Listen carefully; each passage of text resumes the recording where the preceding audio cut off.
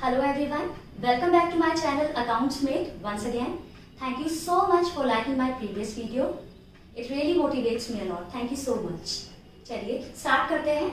Last हमने आपके साथ डिस्कस किया था चैप्टर 1 इंट्रोडक्शन टू अकाउंटिंग का मीनिंग ऑफ अकाउंटिंग. ठीक, आई होप आपको वो समझ में आया होगा.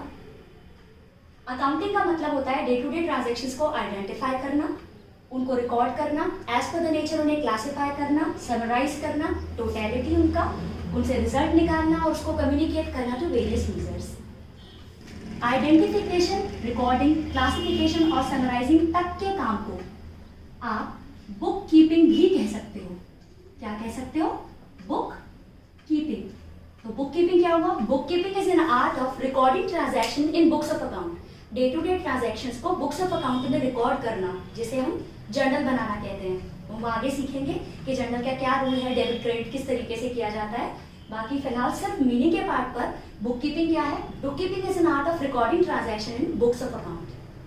बुक कीपिंग के बाद का जो स्टेप होता है analysis in and interpreting the result thereof and then communicating that result to various user is accounting. ठीक, तो आज हम स्टार्ट करते हैं बुक कीपिंग और अकाउंटिंग का डिफरेंस. तो बुक कीपिंग में आप क्या क्या चीज रिकॉर्ड करते हो? डे टू डे ट्रांजैक्शंस को आइडेंटिफाई करते हो कि वो फाइनेंशियल कैरेक्टर है या नहीं. फिर आप उन्हें रिकॉर्ड करते हो, एज पर द नेचर आप उन्हें क्लासिफाई करके उनका टोटल कर देते हो. यहाँ तक का काम बुक कीपिंग का. जब बुक कीपिंग एंड होती है तो अकाउंटिंग स्टार्ट होती है. और अकाउंटिंग का काम क्या है? जो भी आपने डाटा रिकॉर्ड किया है उससे रिजल्ट निकालकर उसको कम्युनिकेट करना टू वेरियस यूजर्स. तो बुक कीपिंग क्या हुआ? एक नैरो कॉन्सेप्ट है, उससे बड़ा कॉन्सेप्ट आपका अकाउंटिंग है. बुक कीपिंग सबसे पहले प्राइमरी स्टेज है, सबसे पहले बुक कीपिंग होती है और उसके बाद जो नेक्स्ट स्टेप है that is your accounting. So accounting is your secondary stage. इसके बाद बुक कीपिंग के लिए आपको कोई स्पेशल स्किल्स की रिक्वायरमेंट नहीं है. आपको डेबिट क्रेडिट का रूल है आता है, आपको जर्नल बनाना आता है, लेजर बनाना आता है.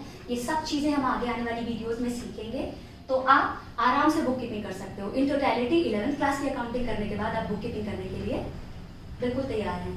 बट अकाउंटिंग आपको इसके लिए प्रोफेशनल नॉलेज की रिक्वायरमेंट होगी. लाइक आपको चार्टर्ड अकाउंटेंसी या कोई और कोर्सेज करने पड़ेंगे सो दैट आप उस अकाउंटिंग कर पाएं, रिजल्ट डिराइव करने की टेक्निक सीख पाएं. ठीक, बुक कीपिंग का जो काम होता है नॉर्मली वो जूनियर स्टाफ परफॉर्म करता है और अकाउंटिंग का काम जो स्पेशलाइज सीनियर स्टाफ होता है वो परफॉर्म करता है. बुक कीपिंग की कोई भी ब्रांच नहीं है. अकाउंटिंग की काफी ब्रांच होती है, वैसे ये 5 हैं. Financial accounting, cost accounting, management accounting, tax and social responsibility accounting. लेकिन यहाँ मैंने आपके लिए 3 लिख रखी हैं, financial accounting, cost accounting and management accounting, क्योंकि एनसीईआरटी में ये 3 अकाउंटिंग का ही जिक्र किया गया है. फाइनेंशियल अकाउंटिंग वो अकाउंटिंग है जो हम 11th क्लास में पढ़ने वाले हैं. जो अकाउंटिंग हम पढ़ रहे हैं that is financial accounting. Cost accounting normally एक मैन्युफैक्चरिंग कंसर्न ऑप्ट करती है जो किसी प्रोडक्ट को बना रही होती है. तो उसको बनाने में उसकी कितनी कॉस्ट आई, ये नॉर्मली हम बीकॉम सेकेंड ईयर में पढ़ते हैं कि आप कैसे किसी प्रोडक्ट की कॉस्ट को असरटेन करोगे. अगेन हमारे मतलब की चीज नहीं है, हम सिर्फ नाम याद रखें तो भी हमारा काम हो जाएगा. Management accounting again BCom final year के पार्ट का पार्ट है, जिसमें आप ये सीखते हो कि फ्यूचर में आप अपनी कैसे पॉलिसीज बनाओगे for raising your profit. Basically management के पार्ट की accounting is the management accounting. तो 11th क्लास के पार्ट से हमारे लिए इंपॉर्टेंट है फाइनेंशियल अकाउंटिंग. तो एक बार क्विक रिविजन करते हैं कि हमने क्या पढ़ा. बुक कीपिंग में डे टू डे ट्रांजेक्शन्स को आइडेंटिफाई करके उनको रिकॉर्ड करके as per the nature classify कर उनका टोटल किया जाता है.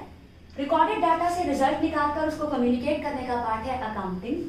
ये प्राइमरी स्टेज है, वो सेकेंडरी स्टेज है. इसको नॉर्मली करने के लिए मुझे कोई स्पेशल स्किल की रिक्वायरमेंट नहीं है, बट अकाउंटिंग के लिए I have to acquire some specialised knowledge. Bookkeeping junior staff perform करता है, अकाउंटिंग सीनियर स्टाफ परफॉर्म करता है.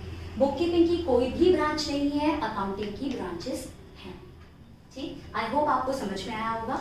यहाँ जब बुक कीपिंग और अकाउंटिंग की बात हो गई है तो एक टॉपिक और डिस्कस करना चाहती हूँ मैं आपके साथ. तो मैंने आज आपको सिखाया बुक कीपिंग. बुक कीपिंग क्या था? डे टू डे ट्रांजैक्शंस को बुक्स ऑफ अकाउंट में रिकॉर्ड करना is book keeping. Book keeping के बाद का काम क्या होता है? रिकॉर्डेड डाटा से रिजल्ट निकालना और उसको कम्युनिकेट करना to various user is accounting. और सबसे बाद का स्टेप और यू कैन से अकाउंटेंसी.